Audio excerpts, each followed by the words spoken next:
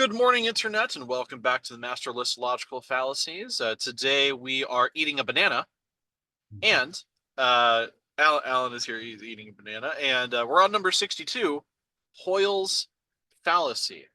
And it's been a few weeks since Alan and I have done this, so we have been meditating to get ourselves into our most authentic states, and we are ready to dive in. And I hope you guys are too. So, Alan, go ahead and take it away. Let's do it. Number 62, Hoyle's fallacy. A fallacy of logos, falsely assuming that a possible event of low, even vanishingly low probability can never have happened and or would never happen in real life. Really quick, do we remember what logos means? No. Well, it's time to Google it. Time to look it up. I think it was logos, pathos, and ethos. Was logos the divine or Let me look. no? I mean, it was something like that. It was like the assumption of what divine is supposed to mean, I think, or Logos definition. Yeah, the word of God or principle of divine reason and creative order. Um, yeah.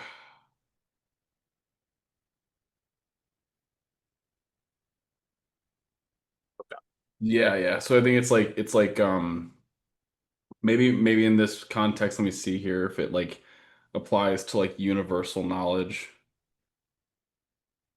is what it might think of it as. Um, yeah, I think it's like a presupposition of like that something is universal or like it appeals to like a yeah, it appeals to the idea of universal information, I think is what that means. okay. If I were to sum it up, would you think that this is the way it's supposed to be? Is like kind of correct from what you're reading? Yeah, I'd say so. Yeah. Okay, Yeah. great. Mhm. Okay. So would never happen in real life, and then we're on the example. Example, quote, the probability of something as complex as human DNA emerging by purely random evolution in the time the Earth has existed is so negligible that it is, for all practical purposes, impossible and must have required divine intervention. Or the chance of a casual Saturday night poker player being dealt four aces off an honest shuffled deck is so oh my gosh, infinitesimal that it would never occur even once in a normal lifetime. That proves you cheated. See Ah, also argument from incredulity. An obverse of Hoyle's fallacy is you can't win if you don't play. Also, someone's gonna win and it might as well be you. A common and cruel contemporary fallacy used to persuade vulnerable audiences, particularly the poor, the mathematically illiterate, and gambling addicts to throw their money away into on lotteries, horse races, casinos, and other long shot gambling schemes.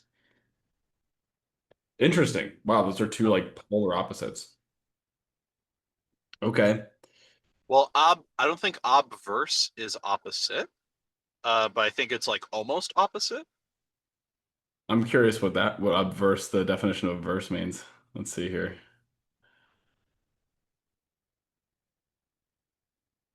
Because a lot of the times when it says like a lot of these fallacies will say the opposite of this is this. Yeah. Um, The opposite or counterpart. okay, Yeah, yeah, opposite or counterpart is what it's which I don't know why they wouldn't just say opposite. But so it is a synonym for opposite, or is it the counterpart part is like so it's okay. yeah, it's an opposite or counterpart. All right, very good. Uh, might be someone wanting to sound smart by using big words. even though obverse is a shorter word. Mm. But yeah, what are your thoughts on Hoyle's fallacy? Yeah, I think I interpret that one as like it's a like a lack of willingness um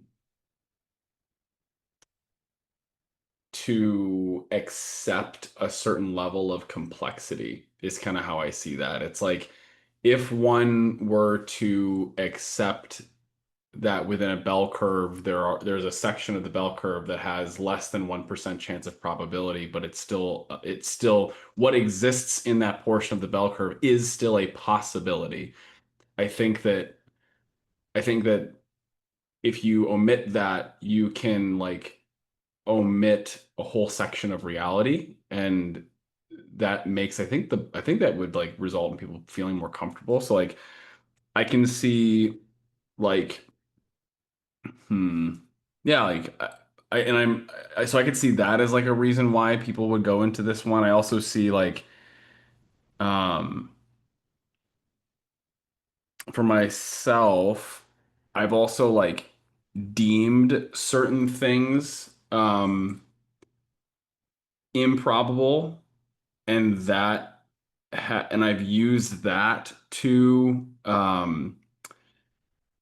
invalidate or validate what's happening in front of me because I've deemed what's going on to be impossible or near a near zero chance.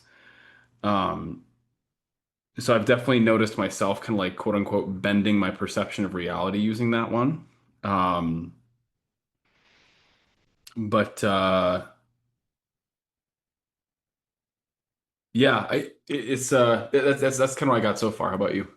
Yeah, yeah. Hoyle's fallacy, I have seen used in I think it's kind of been used in the fine tuning arguments of like the universe, where people will use this as an argument for God, that the universe, and honestly, I would say this is the best argument for God like ever. That the universe is so fine tuned that if anything like the strength of gravity or electromagnetism, any of the forces in the universe, if they were slightly different, stars couldn't form, matter would immediately vaporize, and we would not get the universe that we would have today. uh, and so and it's like, if you place a probable chance on that, I mean, it's kind of impossible to get to an actual number because you don't know what to compare it to. But people could say that's so crazy that it's impossible that that could have happened.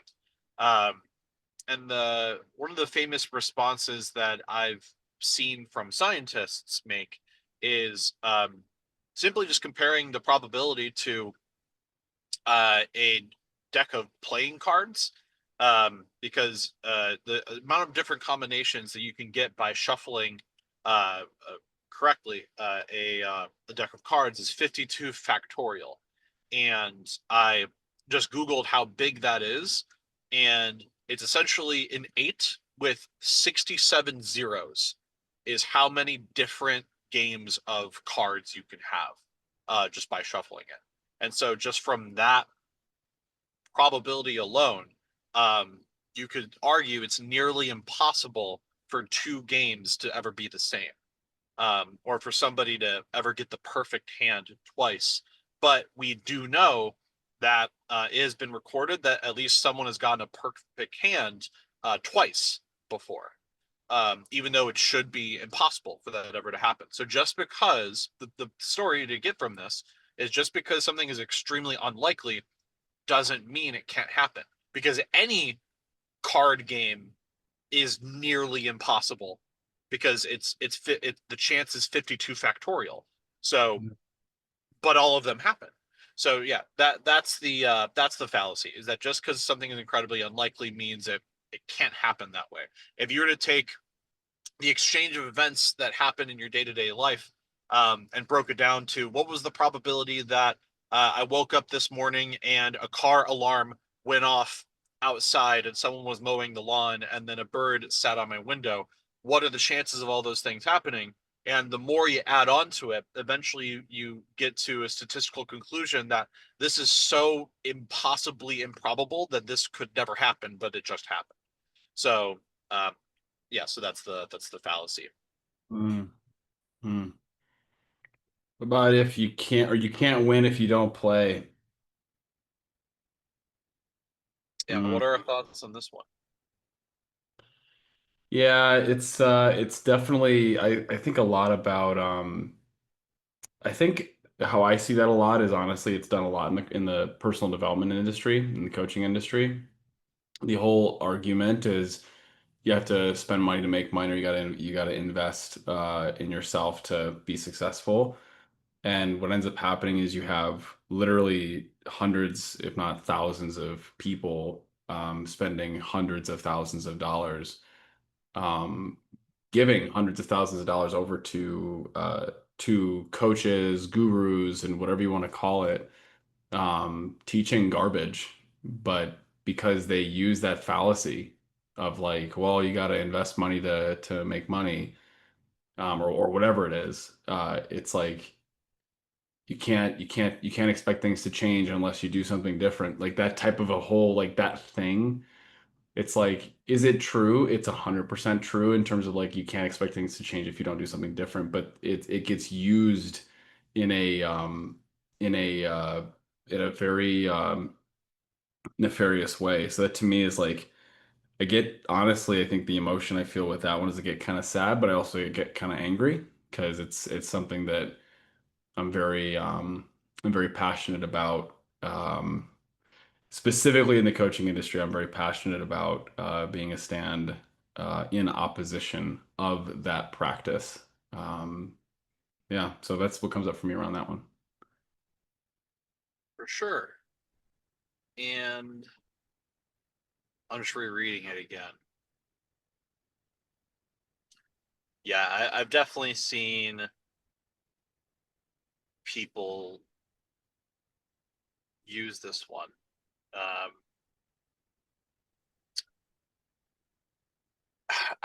yeah, I think probably the coaching business is probably one of the best examples, or if not that, other some other I don't know, maybe scam or Ponzi scheme. Uh, because it's like I don't know if Ponzi scheme is the right word, but Mm. um, where you have to put money into it to get something out of it. Yeah, Um, yeah, and it sucks that this also kind of reminds me of the ableism fallacy, which was like the second one on our list, where it's like just because somebody is mathematically illiterate, or you can take advantage of somebody mentally, that you should because you're just better than them. yeah, Oh, it sucks. That's yeah, rough. yeah, yeah, yeah. It's like it's what's hard is that the words themselves, if you look at the words, you can't win if you don't play. Like what sucks is that you can't refute the words. Like it's like I think that's what's like really tough is with this one for me. I think it really highlights the nuances of the human experience around intent.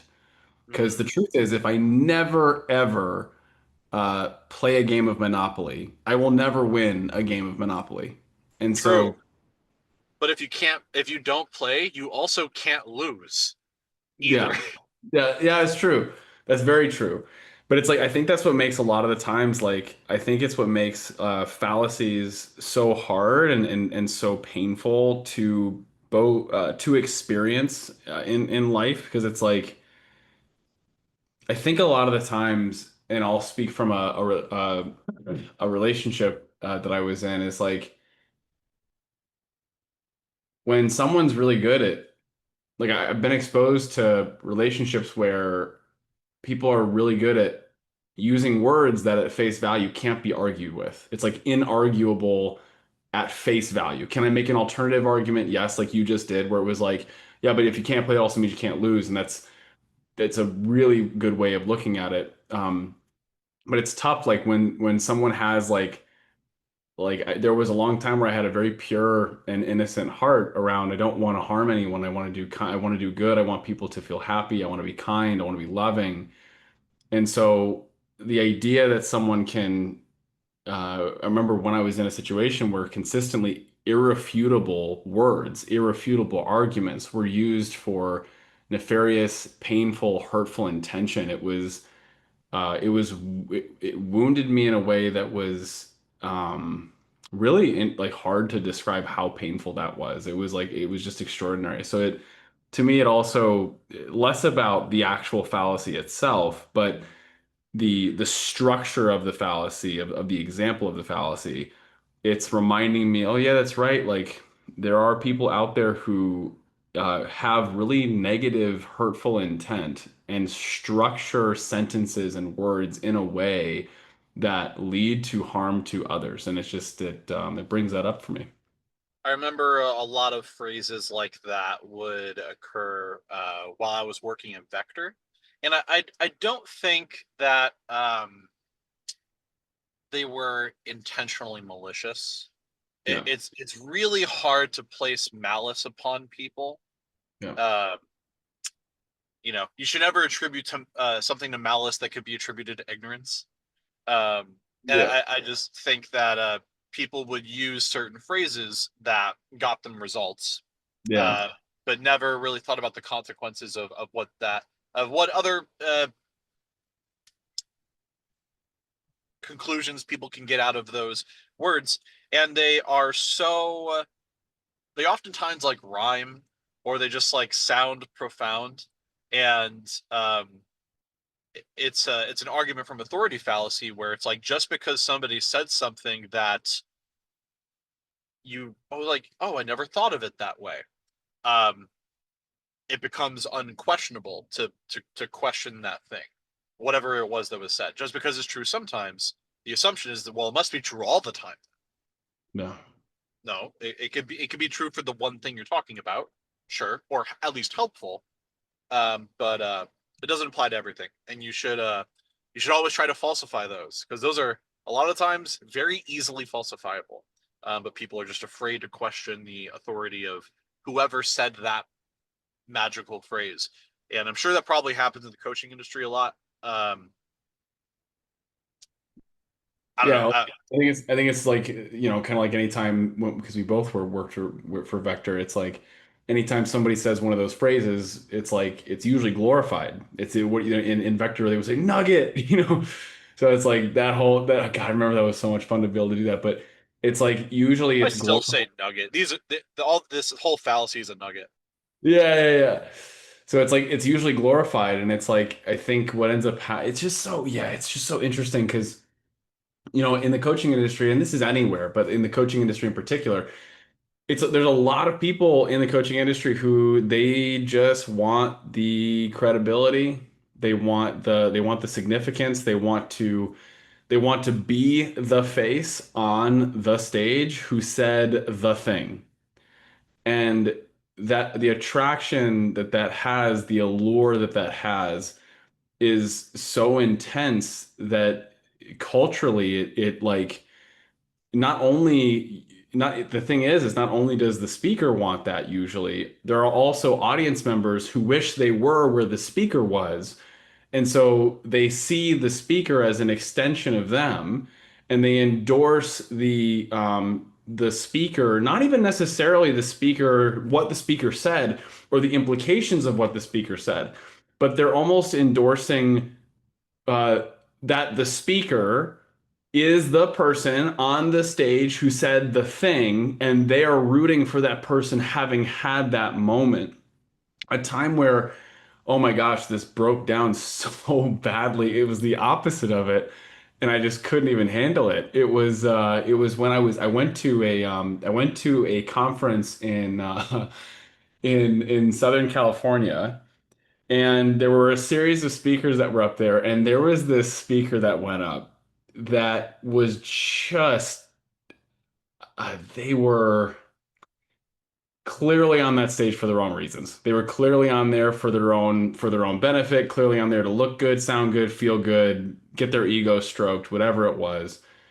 And when they went up there, they kept over and over and over, kept trying to set up these moments where they would be the person on the stage saying the thing. And every time they said it, the whole crowd kept being like, that doesn't really quite land. Like one of the things that this person was said was, as an example, was I'm not a quitter, I'm a killer, amen.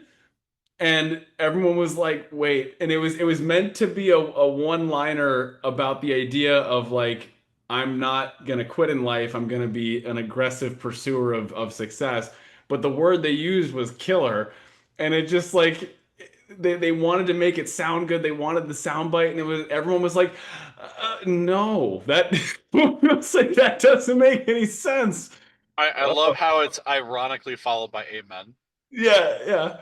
It was just too much. And so it's like, I think that a lot of the times these fallacies, it's there's so many interesting forces that lead to them being used for things that are not positive. So that was a whole rant on that, but yeah. Great. I love it. Well, yeah, because I think it is important to cover where this lands for us in our own journeys, and this is where that one landed for us.